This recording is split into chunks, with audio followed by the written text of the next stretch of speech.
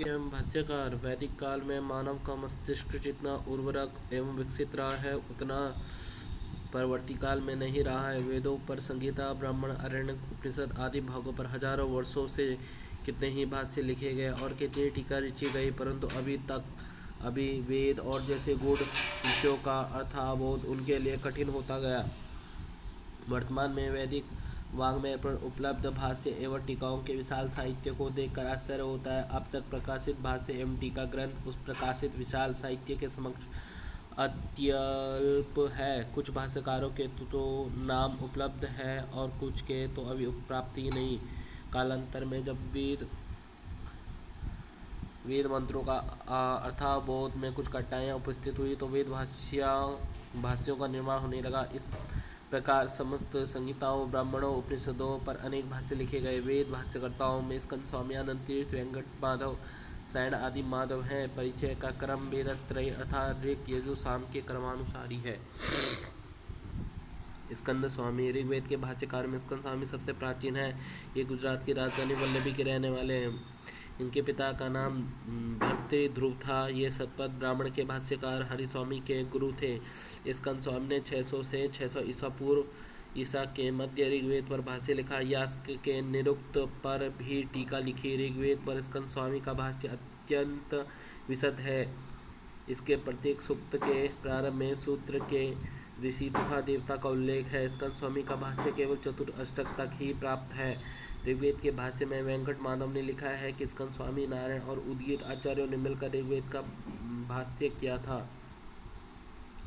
स्कंद स्वामी, नारायण, उद्गीत इति ते क्रमात् चक्रुः साहेकं ऋग्भाष्यं पदवाक्यार्थ गोचरम। स्कंद स्वामी ने केवल 4 अष्टकों तक ही ऋग्वेद भाष्य की रचना की थी। शेष भाग की पूर्ति नारायण एवं उद्गीत द्वारा की गई है। स्कंद स्वामी हर्ष तथा बाण भट्ट के समकालीन हैं। नियुक्त टीका में प्रयस शब्द का तथा वेद भाष्य में श्रवस शब्द का स्कंद स्वामी के द्वारा अन्य अर्थ किए जाने का स्पष्ट उल्लेख किया गया है। उपप्रियोमीरागात् इत्यादिषु नियुक्त टीकायां स्कंद स्वामिना प्रय इत्यन्नं नाम उच्यते तथा च आक्षेति श्रवः इत्यादि निगमनेषु वेदभाष्ये श्रव इत्यन्नं नाम इति स्पष्टमुच्यते। नारायण और उद्गीत। ऋग्वेद के पूर्व भाग पर स्कंद स्वामी, मध्य भाग पर नारायण और अंतिम भाग पर उद्गीत ने भाष्य लिखा है। उद्गीत ने अपने भाष्य में प्रत्येक अध्याय के अंत में अपना परिचय दिया। वनवासी विनिर्गताचार्यस्य उद्गीतस्य कृता ऋग्वेद भाष्याध्यायः समाप्तः। प्राचीन काल में कर्नाटक का पश्चिमी भाग मनबाशी प्रांत के नाम से प्रसिद्ध था। आचार्य उद्गीत संभवतः उसी प्रांत के रहने वाले होंगे। इनका समय 7वीं शताब्दी का उत्तरार्ध माना जाता है। उद्गीत के नाम का उल्लेख सायण तथा आत्मानंद ने अपने भाष्य में किया है। उद्गीताचार्य कर्मवनवासी से कोई न कोई संबंध प्रतीत होता है। आचार्य उद्गीत इसी प्रांत और कर्नाटक देश के समीप के ही रहने वाले जान पड़ते हैं। उद्गीत सायण से पूर्ववर्ती भाष्यकार हैं क्योंकि सायण ने उद्गीत के भाष्य का उल्लेख किया है। यह भाष्य ऋग्वेद के दशम मंडल के सूक्त 5 से लेकर सूक्त 83 के 5वें मंत्र तक उपलब्ध होता है, जिसमें आदि के अंश को DAV कॉलेज के शोध विभाग ने प्रकाशित किया। माधव भट्ट यह सांबे संहिता के भाष्यकार हैं। माधव नामधारी 3 भाष्यकारों का संबंध ऋग्वेद के साथ है। इनमें से एक तो सायण माधव ही है, दूसरे माधव वेंकट माधव हैं जिनका निर्देश प्राचीन भाष्यों से में मिलता है। एक अन्य माधव यह भी है जिनकी प्रथम अष्टक की टीका अभी हाल में मद्रास विश्वविद्यालय से प्रकाशित हुई है। देवराज युजवा ने अपनी निघंटु टीका में वेंकट माधव और माधव भट्ट के व्यक्तित्व को सम्मिलित कर दिया है। इस टीका के आरंभ करने से पहले उन्होंने 11 अनुक्रमणियाँ लिखी थी, जिसमें से हर एक को स्वरूप में रखकर ऋग्वेद के शब्दार्थ को प्रकट करने में समर्थ है। इनमें से 2 उपलब्ध अनुक्रमणी छप चुकी हैं। वे हैं नामानुक्रमणी और आख्यातानुक्रमणी। नामानुक्रमणी, आख्यातानुक्रमणी। वेंकट माधव। ऋग्वेद के प्रथम अध्याय के अंत में वेंकट माधव ने अपना परिचय दिया है। इनके पितामह का नाम माधव था और इनके पिता का नाम वेंकट था। इनके नाना का नाम भवगोल तथा माता का नाम सुंदरी था। इनका गोत्र कौशिक और मातृगोत्र वशिष्ठ था। इनका एक छोटा भाई था जिनका नाम संकर्षण था और वेंकट तथा गोविंद नामक दो पुत्र थे। ये दक्षिणापथ के चोल देश के निवासी थे। इनका समय 12वीं शताब्दी के बाद का नहीं माना जा सकता। इनका भाष्य अत्यंत संक्षिप्त और सुबोध है। वर्जयन शब्द विस्तारम शब्द है कतिपय रीति। इनका भाष्य डॉक्टर लक्ष्मण स्वरूप ने संपादित कर 4 भागों में प्रकाशित किया है। इनके प्रकाशक मोतीलाल बनारसी दास दिल्ली हैं। वेंकट माधव का संक्षिप्त परिचय। निवास चोल देश। पितामह माधव, पिता वेंकट, माता सुंदरी, नाना भवगोल, गोत्र कौशिक, भाई संकर्ष, पुत्र वेंकट गोविंद। धानुष के यजवाई। धानुष यजवा नाम के किन्हीं तीनों वेदों के भाष्यकार का नाम वेदाचार्य की सुदर्शन मीमांसा में कई बार आया है। इन स्थानों पर वे ये त्रिवेणी भाष्यकार तथा त्रयनिष्ठ विद्ध कहे गए हैं। ये एक वैष्णव आचार्य थे। इनका समय विक्रम संवत 1600 से पूर्व होना चाहिए। आनंद तीर्थ। आनंद तीर्थ इनका दूसरा नाम मध्व है। ये द्वैत सिद्धांत के आचार्य थे। इन्होंने मध्व संप्रदाय को चलाया। इनके मध्व और पूर्ण प्रज्ञा आदि भी नाम है। ऋग्वेद के प्रथम मंडल में 40 सूक्तों पर भाष्य लिखा है। इन्होंने वेद का प्रतिपाद्य नारायण को माना है। इनका समय 1255 से 1355 ईस्वी के मध्य माना जाता है, जिनमें ऋग्वेद के कतिपय मंत्रों की व्याख्या वाला वेद भाष्य भी है। यह भाष्य छंदोबद्ध है। इसमें राघवेंद्र यति का यह कथन पर्याप्त रूप से प्रमाणित है। ऋक् शाखा गतई उत्तर सहस्र सूक्त मध्ये कानिचित् 40 सूक्तानि भगवत्पादि व्याख्यातानि। मध्वाचार्य के ऊपर सुप्रसिद्ध माधव आचार्य जयतीर्थ ने ग्रंथ रचना के 30 साल के भीतर ही अपनी टीका लिखी।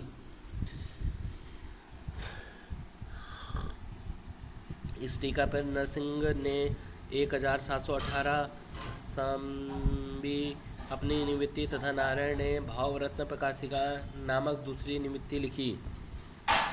आत्मानंद ने ऋग्वेद के अंतर्गत आने वाले प्रथम मंडल के पहला 164वें सूक्त जो 80वां सूक्त है पर अपना स्वतंत्र भाष्य लिखा है। इस भाष्य में उद्धृत ग्रंथकारों में स्कंद भास्कर आदि का नाम मिलता है, परंतु सायण का नाम नहीं मिलता। ये सायण से पूर्व के भाष्यकार प्रतीत होते हैं।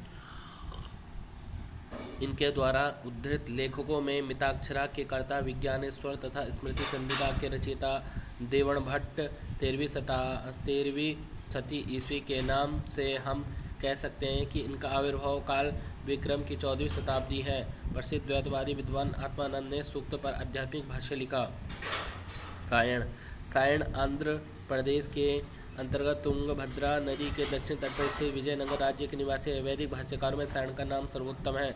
सायण मेधावी मनीषी थे। इनके अतिरिक्त वे विजयनगर के संस्थापक राजा बुक्क तथा महाराज हरिहर के अमात्य भी थे। सायण के पिता का नाम मायण और माता का नाम श्रीमती श्रीमाई था। सायण का समय 1317 से 1387 ईस्वी तक माना जाता है। बड़े भाई का नाम माधव तथा छोटे भाई का नाम भोगनाथ था। सायण के 3 गुरु थे, विद्यातीर्थ, भारती तीर्थ और तथा श्रीकंठ। सायण भारद्वाज गोत्र के थे। सायण के 3 पुत्र थे, कंपण, मायण, सिंहगण। इन्होंने अपने शरीर का त्याग 72 वर्ष की अवस्था में 1387 ईस्वी में किया। सायण ने अनेक विद्वानों की सहायता से चारों वेदों पर प्रामाणिक एवं महत्वपूर्ण भाष्य लिखा है। उनके सहयोगी विद्वान नरहरि सोमयाजी, नारायण वाजपेयी और पंडरी दीक्षित थे। सायण ने इन सुप्रसिद्ध वैदिक संहिताओं एवं ब्राह्मण ग्रंथों के ऊपर अपने भाष्यों की रचना की है। तैत्तिरीय संहिता, कृष्ण यजुर्वेद, ऋग्वेद संहिता, सामवेद संहिता, कांडव संहिता, यजुर्वेद, अथर्ववेद संहिता। सायणाचार्य द्वारा व्याख्यात ब्राह्मण तथा आरण्यक।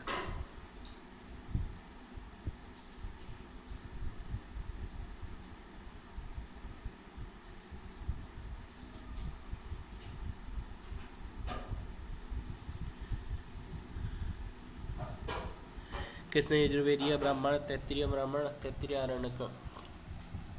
ऋग्वेदीय ब्राह्मण, ऐतरेय ब्राह्मण, ऐतरेय आरण्यक। सामवेदीय ब्राह्मण, तांडेय ब्राह्मण, षड्विंश ब्राह्मण, संविधान ब्राह्मण, आशय ब्राह्मण, देवताध्याय ब्राह्मण, उपनिषद ब्राह्मण, संगीतोपनिषद ब्राह्मण, संस ब्राह्मण। शुक्ल यजुर्वेदीय सतपथ्य ब्राह्मण पर सायण का भाष्य उपलब्ध है। सायण ने अंत में अथर्व भाष्य लिखा है। सायणाचार्य ने 5 संहिताओं के भाष्य तथा 13 ब्राह्मण आरण्यकों की व्याख्या लिखी है। सायण ने अपने वेद ऋग्वेद भाष्य का नाम वेदार्थ प्रकाश रखा है। इनके अतिरिक्त उन्होंने अपने कई ग्रंथों के पहले माधवीय शब्द का प्रयोग किया है। सायण की एक रचना माधवीय धातुवृत्ति के नाम से प्रसिद्ध है। संभवतः इन्होंने अपने बड़े भाई माधव के सम्मान के लिए माधवीय नामकरण किया है। सायणाचार्य ने वैदिक ग्रंथों के उपरांत अपनी विद्वता को अनेक साहित्यिक क्षेत्रों में प्रस्तुत किया है। वेद भाष्य के उपरांत भी सायण ने अनेक ग्रंथों का प्रणयन किया। ये ग्रंथ अधोलिखित है। सुभाषित सुधानिधि। इस ग्रंथ का प्रणयन प्रथम आश्रयदाता कंपर्ण के राज्यकाल 1340 से 1354 में हुआ था।